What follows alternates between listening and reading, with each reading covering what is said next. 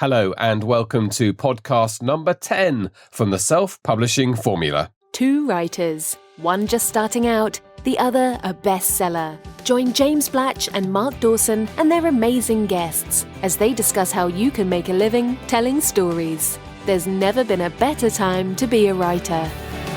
Hello and welcome to, it's double figures for us, so it's a mini birthday podcast number 10.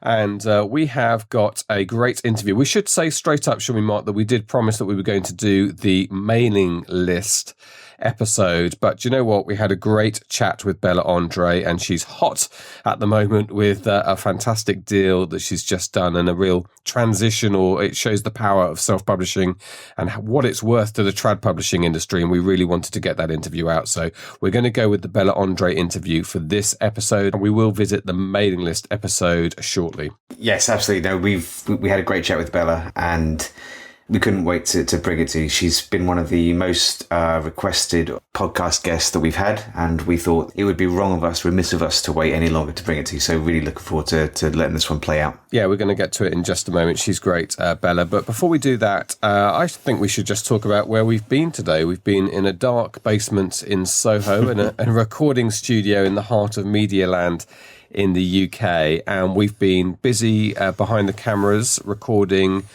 quite a number of videos as part of our extensive test and exploration of YouTube advertising.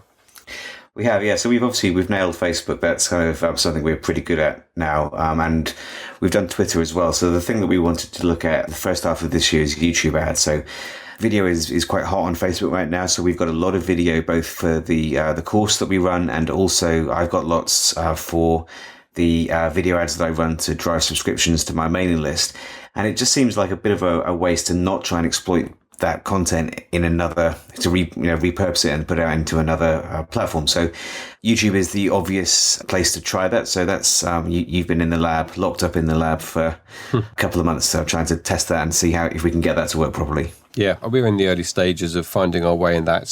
It uses the Google AdWords platform, which will have you tearing your hair out from time to time. It's not the most intuitive of platforms, but none of these come very naturally. They are systems that you need to learn, but the prize on offer is highly targeted, very effective advertising. So we're determined to crack that for you and report our results. And we should also say that we've done a few sort of longer YouTube style videos, which have been a bit like the podcast. So if for whatever reason you want to see what we look like actually talking rather than just listening to us, you will be able to very shortly on our YouTube channel see us doing exactly this sort of thing in this Soho studio. It felt like we should have been recording a Kinks track or something in there though, didn't it?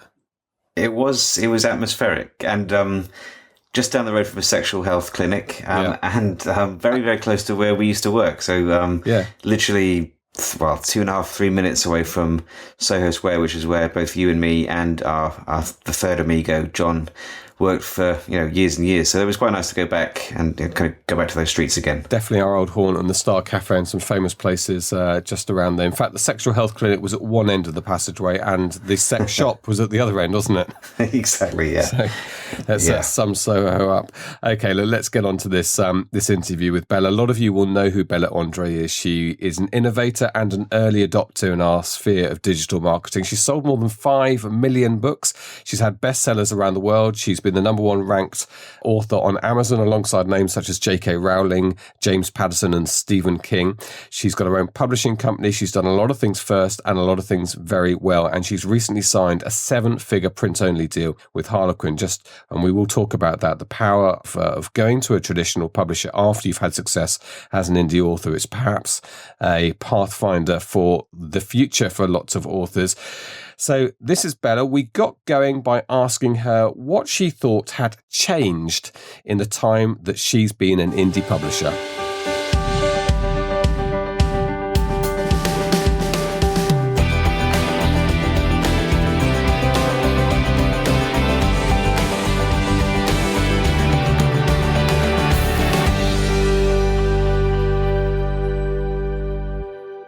Well,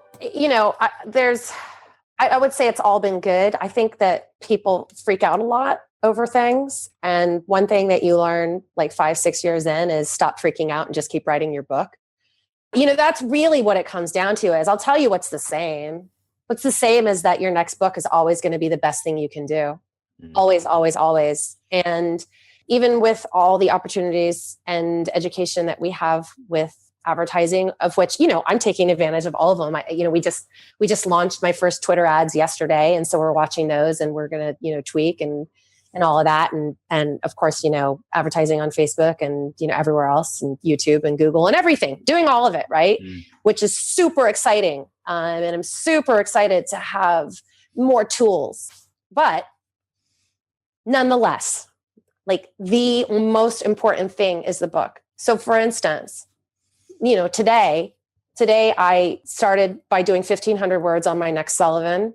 And then when those 1,500 words were done, I opened the file for my next Maverick Billionaire and I did 3,000 words on that. And then when that was done, I pulled out the printout I had done of my Sullivan that's coming out in a month. And I started proofreading that. When I'm done with that, that's when I'm going to go and I'm going to check all my emails and I'm going to go looking at my ads I'm running. I'm going to look at my to-do list and, I've got to format some stuff for Germany, right? There's always everything's layered on top of everything else. But the most important things that I have to do today and every day are get those words in on those next books, because that's ultimately what the readers want. And that's what I want to do too. I got into this to be a writer, not to be an ad specialist, not to be a publisher. And some people will come out of this and kind of realize, you know what? I like writing the least and I want to do all these things more. And then they'll start businesses and they'll do all that. And that's awesome. After 6 years, I'm like, no, I still like writing the best. Like I'm good at everything else, but I really like writing the books. That's where my ultimate passion is. So that's where I'm going to put my hours. So the biggest changes are, I think there's more and more opportunities all the time for writers, and be nimble, like just be ready to roll and be ready to be flexible and just don't freak out. Just stop freaking out. Yeah, there's been a few bumps on the road. Look, that's reality. We're like creative artists, we weep over our keyboards and, anytime someone, comes and says like, oh, that's the worst book I've ever read. Right. Like, look, I have those reviews, 1 star. This is literally the worst book I've ever read, and then, people will agree with that. It's hard. It can be hard to go, you know what? There's thousands or millions of people out there who think these are the best books they've ever read. When that one person says, no, it's the worst. No one's ever going to win that one. It's like, you got to just like keep going and do the best that you can. Like I talk a lot about putting on the blinders, you've got to put them on for a lot of things. You've got to put them on when someone comes in and says they hate your book. You got to put them on when a retailer launches some new program that looks like it's turning everything topsy-turvy. You got to put them on when you're seeing other authors do things around you that you feel like you should jump on that bandwagon, and oh my God, if I don't, drop what I'm doing and start writing that, it's all over. You got to put the blinders on. So there's like that weird balance. You're walking that balance beam between keeping your eyes open and paying attention and being nimble so that when the waves come, you can surf them, and blocking it out so that you can do what you got to do, which is write your book. Yeah, it's always going to come back to the book, isn't it? Everything else is transitory and things will change. Bezos might get out of bed tomorrow and say, you know what, 40% top royalty. Sure, and then he's going to roll with that punch. But the end of the day, the most important thing is as you say, is getting down and writing the next book.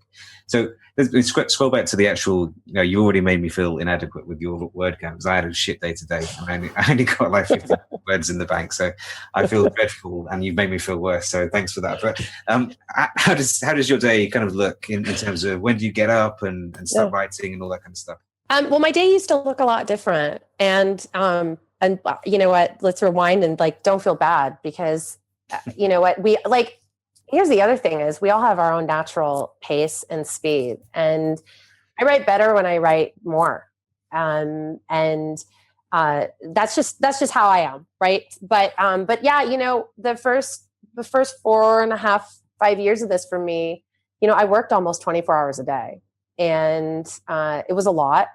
And I made statements like balance is overrated. And, it was all this stuff. And I think in a way, it was very empowering for me. I think, hearing me, especially for people with kids who, are home taking care of them, it can be very empowering to be told, you know what, you don't have to have balance. Just go do what you want to do. And so I think that was great for all of us. And then, I got to the point where, I just was like, all right, if I want to keep doing this long term, I got to back off some. So I actually took a few months off and, went to Europe and toured around with my family and pulled the kids out of school. And it was great because when you have workaholic tendencies like I do, something like that can be kind of the only way that you can break the cycle, so to speak. So I did. It took me, of the 4.5 months we traveled, the first 2.5 months, I sort of was panicked the whole time. And right, I just like to lay it out as honestly as possible.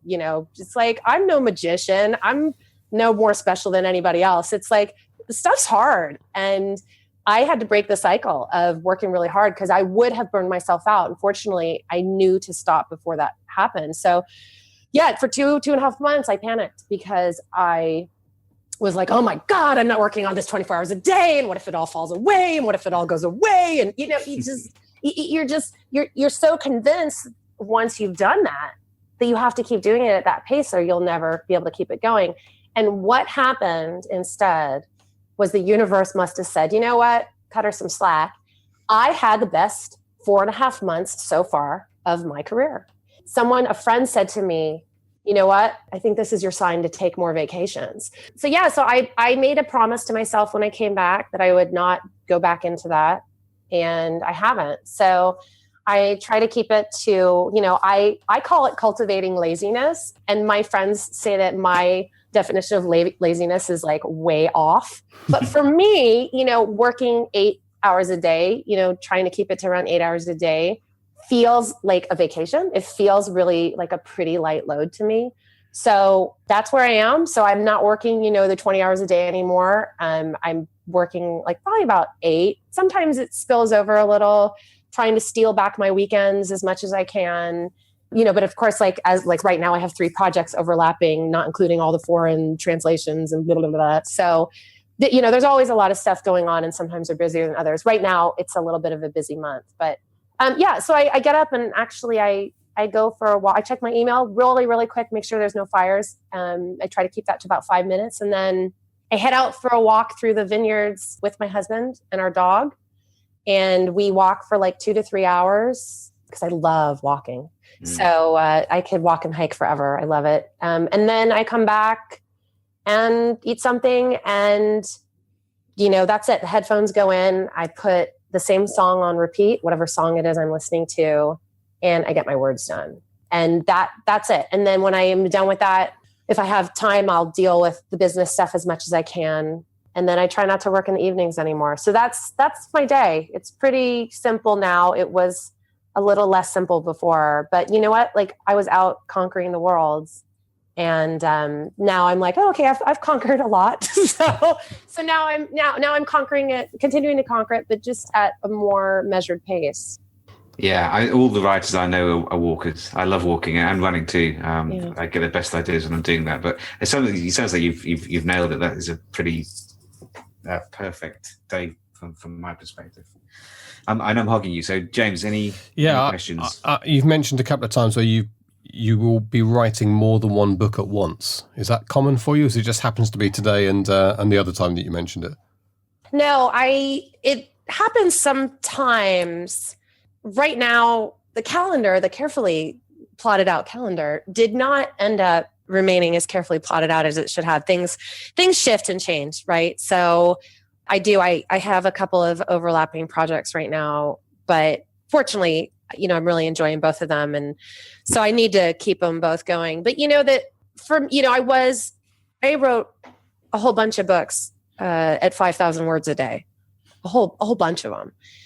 And after doing so many of them, I finally just said, you know what, if I want to do that again in the future, that's great, but I don't want to have to do that again in the future. So I'm really careful now about making a schedule where, if there is an overlap like this, it's just over the course of a few weeks. And so I'm in those few weeks right now.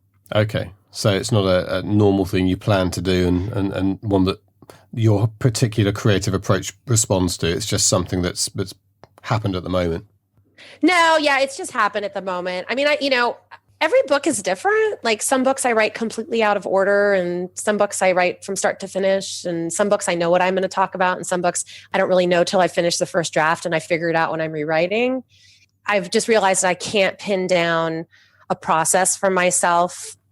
Sometimes I'll do a 25-page outline, and sometimes I'm like, I don't know. Maybe, right? So it's just kind of following it. Wherever the book takes me, I'll just go with it. Are you writing in Scrivener or Word? I write in Word, and I've done some audio lately, not through Dragon. I hate Dragon. It makes me want to throw my computer through a window. But yeah, where like in the car a lot, or if I'm on a walk by myself, I'll just sort of speak some stuff and then send it off to a transcription company, or my assistant will transcribe it for me and send it back. I find audio a little hard though. There's just so much editing, partly because I'm like, and then I can't quite get it out with my voice. It's a different process, isn't it? Writing with a keyboard is a visual process, for me anyway. Yeah.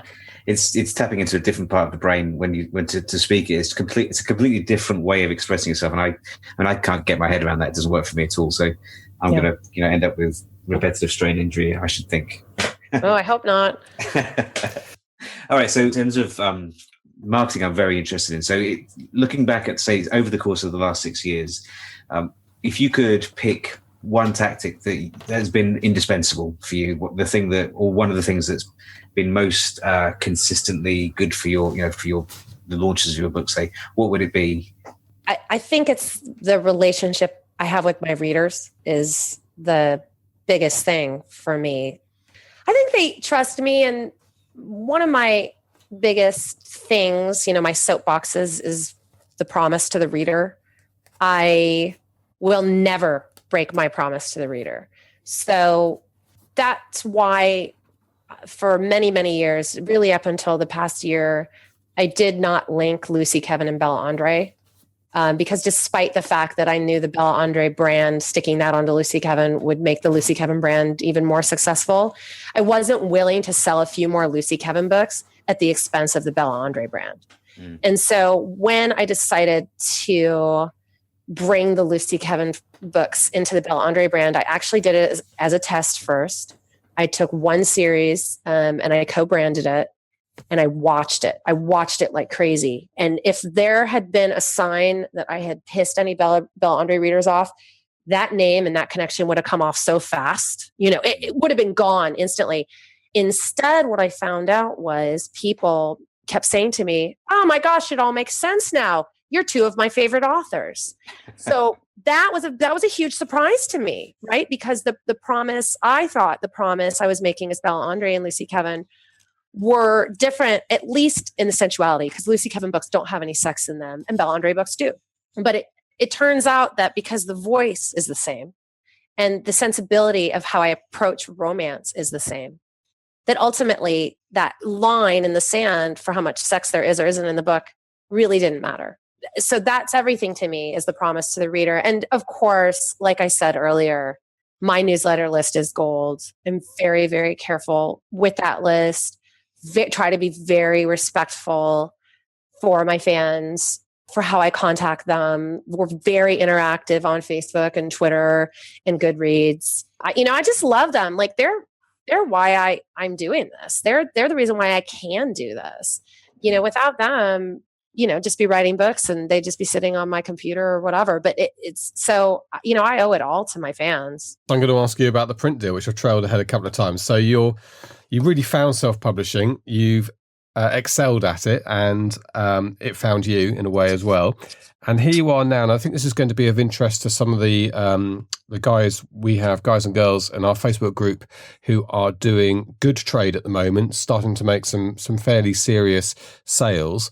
Then the print people come calling, and sometimes they're faced with this decision to make about whether they're going to sign over one of their books to print. But you've managed to do this, but keep hold of the self-publishing side of things. Just tell us about how that came about and what the deal consists of. Well, it was very exciting. I had been publishing my Sullivan series since the summer of 2011. And initially, well, still almost, I was doing 4 books a year in that series. And it took off, beyond my wildest dreams. And so I put out the first 5 in July of 2012. I ended up with 3 of those 5 on the New York Times and 3 of those 5 on the USA Today list simultaneously. So it kind of exploded. Like we talk a lot about, I'm on K-boards, I'm everywhere. I'm like, watching everything all the time. And I'm always seeing people say, when will it take off? When will it take off? And it's like, oh man, just keep going, because book 5, book 6, there's magic there. So I knew I was going to write at least 8 books in this series because gosh darn it, I was going to hold on for the magic, and the magic really hit at book 5. So that happened, and I obviously had severed my ties with New York by then. Things were going super well, and a friend of mine had said, because I had been worried when I severed those ties in 2010, I said, oh, what if I ever want to go back to New York? And I'm the bad girl and they don't want me back. And she goes, you know what? Enough with that. She goes, the only thing that matters is your numbers. They will not care that you severed ties if your numbers look good enough later. Well, she was right.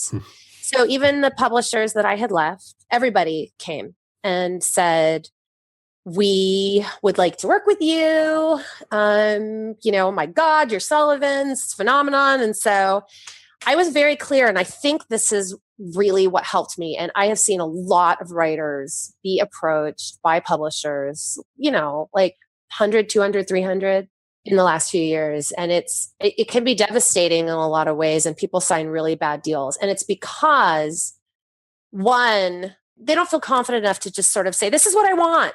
This is what I want. And I'm going to walk if I don't get it. Right. And then they're not sort of confident enough to stand behind that. So, as soon as the publishers came, I was like, I'd be crazy to sell anybody these digital rights. If you want to give me $30 million for them, fine. But barring that, I'm not giving them to you. You can't have them. So I knew I wasn't going to sell any digital. I knew I wasn't going to sell any foreign. I knew I wasn't going to sell any audio. The only thing I was going to do was print. So I ended up connecting with an agent who had been an agent for a friend of mine, a previous agent, but she said, you know what, he's great. He's great at what he does. And I just went to him and I said, you know what, here's the situation. I think I'm going to be getting these offers. So, if I get them, will you negotiate them? And he was like, I don't know if you'll be getting these offers because nobody gets, print only offers. But if you do, yeah, call me. Let's do it. By that afternoon, I called him and I said, well, we have the first offer. So, so it was, it was exciting. So what ended up happening was I had actually met the acquiring editor who acquired me from Harlequin at a presenter's cocktail party for a conference we were at. We were just both on a panel. I think the conference organizers wanted us to duke it out on the panel, what she was supposed to represent traditional and I was supposed to represent independent, and we were supposed to get into a fight. But we really liked each other. I was like, you're cool. And she was like, you're great. And so we hung out that night and she just said, just tell me everything. Like, I'm fascinated by what you're doing. It seems like amazing. So we just talked. And honestly, I was like, we are never going to work together in a million years. So there was no pressure. It was like, I'm not trying to sell you anything. We just got on like, crazy. It was great. So when all of this happened a few months later, she called me and just said, however you want to work together, we're on board. And that was, really it. And so out of everybody who was interested, I chose them. I was very happy with their dedication and devotion to it. We ended up signing contracts for, 15, 16 books across both names, including special hardcover editions. And, they printed and sold gazillions of them. I mean, everywhere people would write me from, a little island in the middle of nowhere and say, there's 3 paperbacks here and here's one of yours. So yeah, it was just really, really great. And, my hat's off to them for trying something really innovative and breaking new ground. But, I just think a lot of it was that I knew what I would and would not do going into it. And I think that if my number one piece of advice to everybody who's in that position is that it's going to be a lot of white noise and it's going to distract you from what it is you need to do, if you can't just go, you cannot wait for someone to make you an offer. If they come to you and say we're interested, you have to know exactly what your position is. You need to tell them what you want. There's the old thing, I suppose. You're up against people who make deals, 2 or 3 deals every day of the week, and you make this one deal for 10 years. And so, you know, it's like me as a tennis player going up to play, I was going to say Pete Sampras or Andre Agassi because I'm so out of date with tennis, but someone who's modern, Nadal, you know, suddenly playing him in this one match. I mean, because he does it every day of the week. And but there you go. You've got your lines in the sand drawn. Mark's pretty good at this because he used to be a lawyer, so I think he goes into these negotiations well armed, better than probably the rest of us. But this was really impressive, Bella. You had your line in the sand. You knew what you wanted to do, and this was not a small deal. This was a 7-figure deal. It's been reported anyway. Yeah. This was it was a big deal, and we signed. You know, we didn't just sign one of them. You know, and you know, and I do want to add, I think it's important for people, you know, to kind of realize that with all the tools that you have out there, you can still do this kind of like, as I would almost say, like the old fashioned way. You know, I never did any advertising at all, you know, apart from, you know, a book bub here or there, and not even every month, because I wouldn't even like go in and submit every month to them. You know, it was probably like, you know, 4 or 5 times a year without any advertising. I mean, just going in there. I never discounted my books either up until probably a year and a half ago. Nothing. I did no discounts, no advertising. It honestly was like going out there, writing the books, connecting with fans. That was it.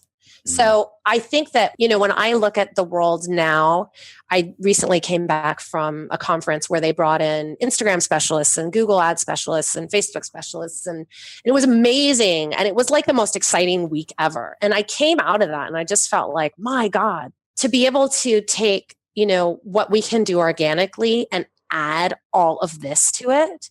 It's like winning. I feel like, you know, like we're winning the lottery right now. Like, we can do so much, but what I caution people, and I'm sure, you know, Mark, that, you know, you say the same thing, you know, you've got your courses, but I'm sure you tell people the same thing. It can be very overwhelming and it can feel like, oh, if I don't do all of that, I'm never going to get anywhere. So what I always say to people is, no, start from the beginning, right? Write your books, go out there and try to put the best cover on it, the best title on it, really think about your brand, start to communicate with your readers and add things on slowly as you feel that you can handle them. If it gets to be too much, back off. It'll wait. It'll still be there. You know, Facebook's still going to be there. You know, YouTube's still going to be there. Like, you can get on that, but get the foundation. And I firmly believe that having the foundation of the catalog that I have now that I'm able to play with this advertising is a great leg up. Oh man, yeah, I'm just looking at your books page now. It's unbelievable. the amount of content you've got. It's unbelievable. I'm not even going to try and count them, but there must be 50 books. Yeah, it's a lot. It's a lot, you know. And then there's all the languages I'm translating into, and so there's a lot going on. But yeah, and even, you know, and I say that because even you know, someone said to me the other day, we were at a conference. And I was sort of lamenting, like, oh, I just said, oh my God, I hate formatting translations. I just feel like I don't even know what's on the page in front of me. What if I'm screwing it up? And she said, oh, you don't know how good it makes me feel to know that some things are hard for you too. And I was like, are you kidding? It's all hard. Like, sitting down and opening my file and writing that book every day. Oh, it's hard every day. And, you know, getting in there and going and being like, okay, you know, what new ad set are we coming up with now? And how are we targeting it? And, you know, how do we optimize it? And what kind of landing page? It's all hard. It's not like any of it becomes the easiest thing you've ever done. And some parts are easier than others. And hopefully you can find good people to help you and work with you. But, you know, we're all putting in the hours, we're all putting in the time, and some parts of it we like more than others. And you know what? I mean, I just think that's the most honest, helpful thing I feel like I can tell anybody is like, it's hard for all of us. And anybody who tells you otherwise or acts otherwise is totally full of it. Absolutely. Yeah. I mean, it is hard. It's an amazing time for opportunities, as you've made abundantly clear. But yeah, there's no easy button. Facebook ads aren't going to be the thing that makes the difference. As you said, I think it's for 2 things. It's loving writing and writing the book, concentrating on the story, and cultivating relationships with fans and readers. That's right. That for me is that's what it breaks down to. And also, I mean, we spoke to Marie Force not too long ago, and Marie and you are kind of duking it out towards the top of the charts in your genre. And Marie's got a pretty big team of 5 or 6 people, I think. And it's quite nice to know that you're doing a lot of this stuff yourself, which is kind of what I still do. So it's 2 different ways of doing things. It's interesting to see how they're both working. Yeah, I mean, I do, I obviously have a team. She's got a real full-time team, which is great. And my hat's off to her. I don't love having full-time employees. I learned kind of early on because I'm just a little more seat of my pants. I just don't want to manage anyone. So I have a lot of contractors who work project by project basis for me, and they're great and I adore them. And, I couldn't do it without them. And since I was their first client for a lot of them, they'll drop everything for me, which is great. So I can be a little bit more behind on things, with them, and they'll still go, okay, I can do it for you. But yeah, again, I like to do my covers. I like to be really, really involved in the process of everything. The one thing I don't do at all anymore, I don't do my own formatting because I hate it. And there's a lot of amazing formatters out there. But, I like to be involved with everything else. I like to be a part of the process because, again, I think that my success in large part has been because I am piloting the ship myself. And I like to keep my hands on the wheel and really kind of keep steering course. And I've found over the past few years that when I take my hands off too much, when I'm not in the trenches getting dirty, things don't go as well. I like to make sure that I have some mud on myself all the time. That's what it is. You may not make the covers yourself, but I'll tell you what, it never hurts to learn how to use, Photoshop or GIMP or whatever you use, right? You may not ultimately be the one who sets up your Facebook ads, but you should really be in there mucking around in Ads Manager, just so that you can even have coherent conversations about it with the people who are helping you with it. That's really important. That's really good advice. Absolutely. I was going to say it's been fantastic to have you on, Bella. I mean, I remember reading a post that you had on Keyboards when I was starting out, so 4 or 5 years ago now, and I think it was about the print deal, as I recall, and it was really inspiring. And I've kept a very close eye on what you're doing because you do everything very well, and that's why you're selling so many books. It's been really generous of you to be on with us this evening as we record this, and I hope people have learned as much as me and James have. Well, thanks. This has been fun. Bella, it's been a real pleasure, as Mark says. Thank you so much indeed for coming on. And we're jealous of your lifestyle there in Northern California, but it's been really illuminating talking to you. Thank you so much. Thanks, you guys.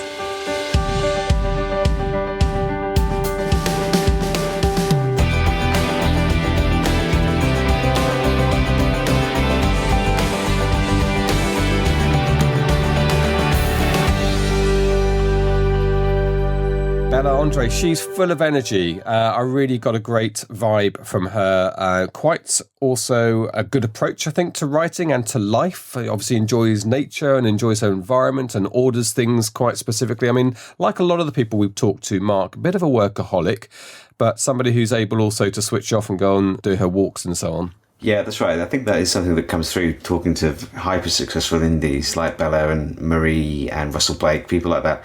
It is a fairly relentless work ethic. I think if you want to kind of crack the 7-figure deals, those kinds of deals, that I think that kind of drive and determination is something that you probably need. But that's not to say that we can't have amazing careers when we're not prepared to put in those 12-hour days. But it is something that I've noticed that those very successful authors are relentlessly hardworking. Yeah, and the other thing that's occurring to me is we are moving ourselves into a business that's almost wholly digital. It doesn't really matter where we are, and we keep talking to people who live in amazing parts of the world.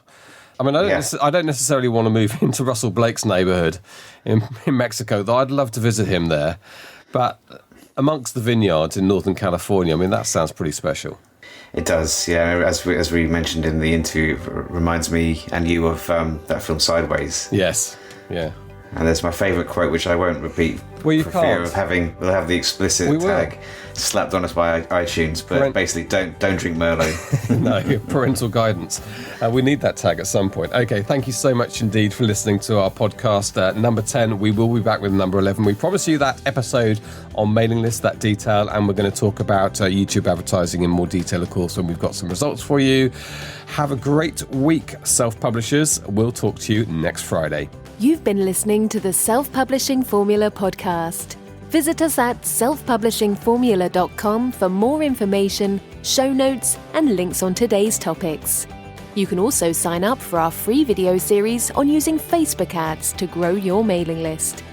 If you've enjoyed the show, please consider leaving us a review on iTunes. We'll see you next time.